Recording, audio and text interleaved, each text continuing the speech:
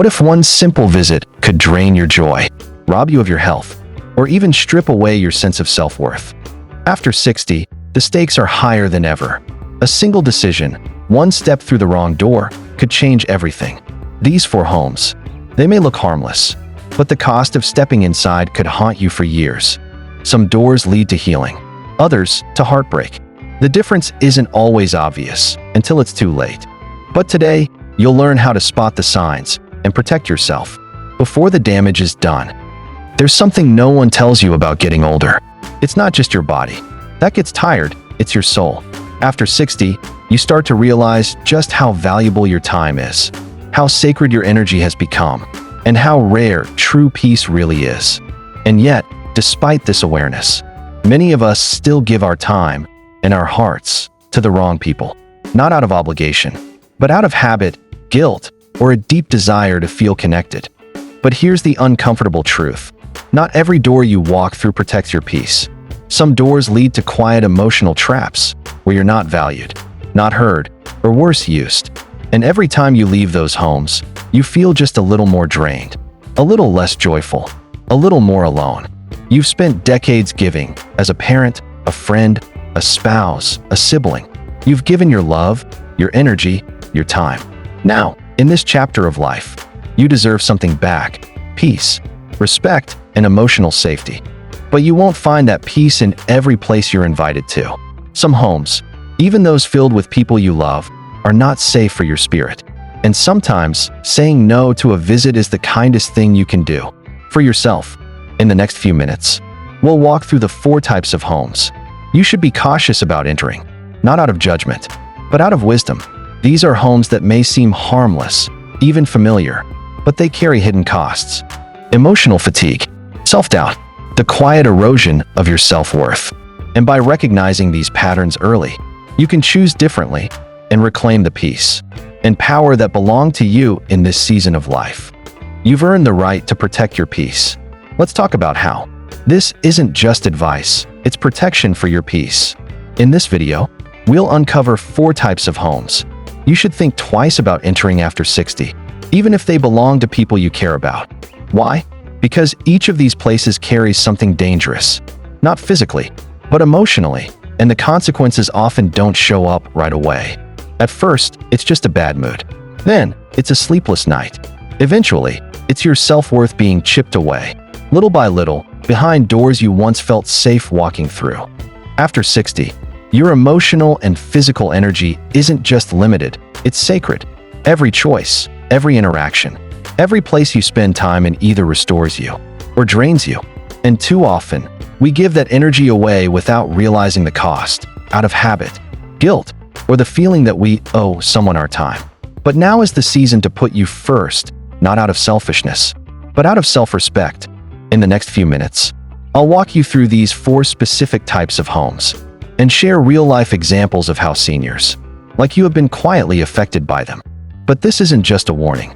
You'll also learn practical tools to protect your peace, how to spot emotional traps early, how to set boundaries without guilt, and when it's okay to walk away for good, with your dignity fully intact. This isn't just about avoiding drama. It's about preserving your joy, your mental clarity, and your well-being in a world that too often asks seniors to tolerate what they no longer have to. You've spent decades putting others first. Now it's your turn to protect your space, your spirit, and your future. Protect your energy. Preserve your peace. After 60, that's non-negotiable. The home of constant negativity. Not every smile at the door leads to peace inside. You walk in with a smile, maybe even with something in hand, a pie, a kind word, a good mood. You expect warmth, or at the very least, respect. But the moment you step in, the air shifts. It starts small: a sigh, a complaint about the weather, a jab at someone who isn't there. Then the real storm begins: gossip, bitterness, complaints about the past, passive-aggressive remarks aimed in your direction. What you thought would be a simple visit turns into emotional labor. You nod, you listen, you try to stay neutral, but it's like walking through mud. Heavy, draining. These aren't just difficult conversations. These are emotional toxins: bitterness, blame, negativity, disguised as casual talk. And the most dangerous part? You don't always notice the damage until you're back home, sitting alone, wondering why your good mood is gone. Your chest is tight, and your mind is spinning. When you're younger, you might shake it off. But after 60, your energy becomes sacred. Emotional recovery takes longer. Mental fatigue lingers deeper. And worst of all, repeated exposure to negativity can affect your physical health, your sleep, and even your outlook on life. Science has shown that negative emotional environments raise stress hormones, increase blood pressure, and worsen memory and mood in older adults. This isn't just about feelings, it's about your health.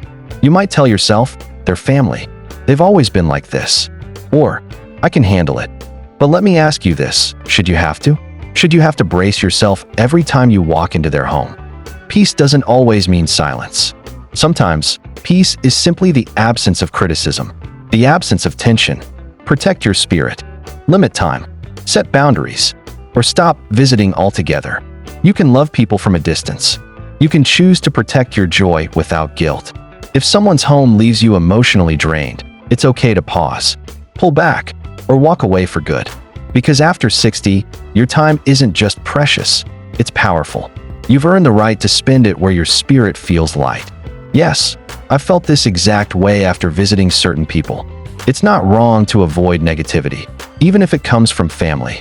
I need to reconsider who I give my energy to. The home that only needs you for favors. You're not a guest, you're a service. You arrive hoping for a visit, a conversation, maybe even a little appreciation. But the moment you step in, the requests start rolling in. You realize you weren't invited for your company. You were invited for your usefulness. This is the home where your presence is always tied to a task. You're not valued for who you are. You're used for what you can do. Need a ride to the airport? Call Grandpa. Babysitter canceled? Grandma will do it. Short on cash? You've always helped before. It doesn't matter how tired you are, or what you had planned. Your needs come second, or worse, aren't even considered. What starts as just helping out becomes a pattern, and slowly, your visits feel more like unpaid shifts than meaningful time together. You find yourself driving across town, waiting in doctors' offices for others, running errands that could have been done online, all while being treated like background help. No one asks how you're doing. No one thanks you.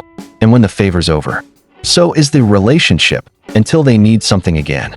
At this stage in life, your time isn't just limited, it's meaningful. Every hour should be spent with intention. You've worked, raised families, paid your dues. You are not a utility. You are not a backup plan. You are a human being with value far beyond what you can offer others on demand. Your time has value. Say no without guilt. It's not selfish to set limits. It's not unkind to say, not today.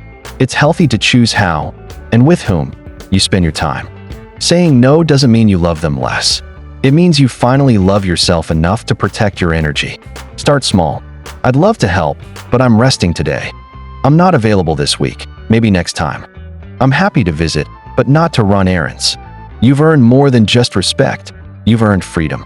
Freedom to choose rest over obligation, peace over pressure, connection over convenience. If someone only calls when they need something, it's okay to stop answering every time. Your worth is not tied to your usefulness. This has happened to me. I thought I was alone. It's okay to protect my time. I can say no, and it doesn't make me a bad person. The home that rekindles old emotional wounds. Some doors reopen pain you spent years healing from. Some homes carry more than just memories. They carry ghosts. Ghosts of what was said, or never said, of who you were, before you knew better. This isn't about minor disagreements. This is the place that holds deep emotional scars from an ex-spouse, a toxic sibling, or even an estranged adult child. You walk in hoping maybe this time will be different, but it never is. You sit down, and suddenly you're not your age, you're your wounds. Guilt resurfaces. Old arguments flare. Passive aggression hides behind politeness. And you feel it, that emotional shrink. The invisible weight of decades pressing down again. You thought time had healed it. But this visit, this place, pulls you right back in. In your later years, emotional relapses don't just sting, they steal. They rob you of your peace, your confidence, your progress. You've come so far. Maybe you've done therapy. Maybe you've made peace with yourself. But that home, that person, still sees you as who you were, not who you are. And sometimes, the deepest pain isn't rejection. It's being invited in only to feel unseen, unheard, or unhealed all over again. The lie that keeps you going back. You tell yourself, they're family. I should try. Maybe this time they'll understand. I just don't want to hold a grudge. But there's a difference between forgiveness and forced reentry into trauma. You don't owe your past a future, especially not at the cost of your emotional safety. You don't owe your past a future. Prioritize your healing. Ask yourself, do I feel emotionally safe in this space? Do I feel respected for who I am today? Do I leave feeling lighter or heavier? If that home, no matter whose it is, brings back more pain than peace, it's okay to step back. You can wish them well, from a distance. Healing doesn't require confrontation. Sometimes, healing is simply a choice, not to return. You're not the same person who was hurt back then. You've grown. You've learned. You've survived. You don't have to keep re-entering old battles to prove you've moved on. Walking away is proof enough. At this age, peace isn't optional, it's essential. And protecting that peace might mean closing a door that once felt like home. Yes, that one visit always ruins me emotionally. It's not wrong to walk away from painful places, even if they're family. I can prioritize my healing without guilt. The home of chaos and disrespect. If you feel invisible in the room, that's not a home, that's a warning sign. Sometimes, the house isn't hostile. It's just loud, disorganized, exhausting. But what's even louder than the chaos is the silence you're met with. You walk in and feel it immediately. The mess, the noise, the lack of structure. And somewhere in it all, your presence doesn't seem to matter. You're not acknowledged. You're not asked for your thoughts. You're not treated as a guest. You're treated as a ghost. You sit quietly while others argue, dominate the space, or throw sarcastic jabs that no one thinks twice about. You're physically present, but emotionally erased. At this stage in life, you've earned more than a seat at the table. You've earned respect at that table. And yet, in some homes, age doesn't bring honor. It brings invisibility. You're expected to adapt, to be easygoing, to not make a fuss. But what no one talks about is the emotional damage of constantly being around people who treat your presence like background noise. For many seniors, even a short visit to this kind of home leaves them feeling overstimulated, disrespected, and emotionally spent. It's not just about being sensitive, it's about self-protection. Loud, boundaryless environments take more from you than they give. When a space doesn't allow you to feel heard, valued, or comfortable, it's not the right space for you. Peace is a right, not a luxury. Choose environments that honor you. Start by asking yourself, do I feel calm or overwhelmed when I'm there? Am I being treated with basic courtesy or brushed aside? Do I leave with more peace or less? If the answer leaves you uneasy, it may be time to reframe how or if you engage with that space. You don't have to cut people off, but you can. Choose shorter visits. Bring someone supportive with you. Speak up calmly. It's a bit loud for me. I'm going to step out. Or simply decline the invitation and protect your peace from afar. There's no need to explain or apologize. Your emotional health is not up for negotiation. You spent your life creating order, showing respect, building connection. You deserve to receive the same, especially now. If they can't make room for your voice, your needs, or your presence, then maybe that's not your room to be in. You're not fragile, you're wise. You know that peace isn't selfish. It's necessary. That's exactly how I feel at my son/daughter's place. It's okay to say no to environments that overwhelm me. I don't need to be in places that drain me, even if they're family. The truth is, these homes aren't always filled with strangers or enemies.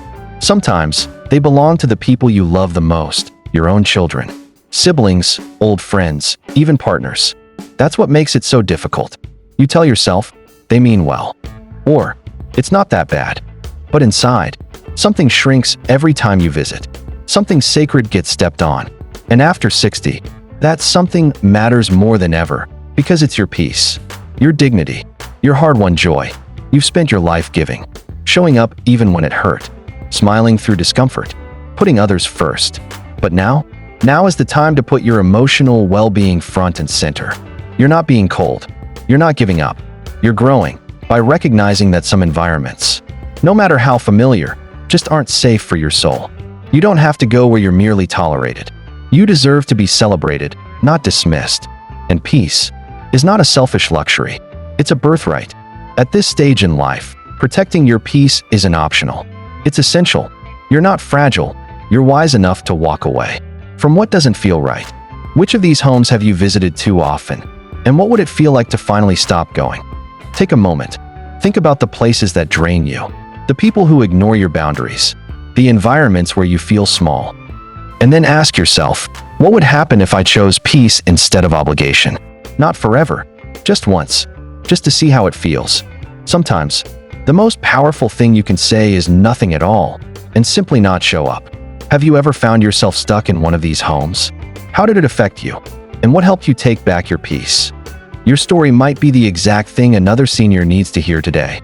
Share your experience in the comments. Let's learn from each other and protect our peace together.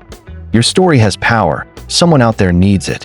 So now I ask you, which of these homes have you walked into? And how did it leave you feeling?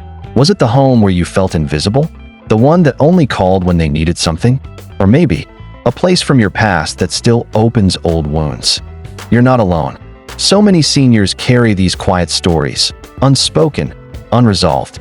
But the moment you share yours, someone else out there realizes they're not crazy. They're not weak. They're just human. Your story might help someone avoid the same pain or finally walk away in peace. This space isn't just about advice.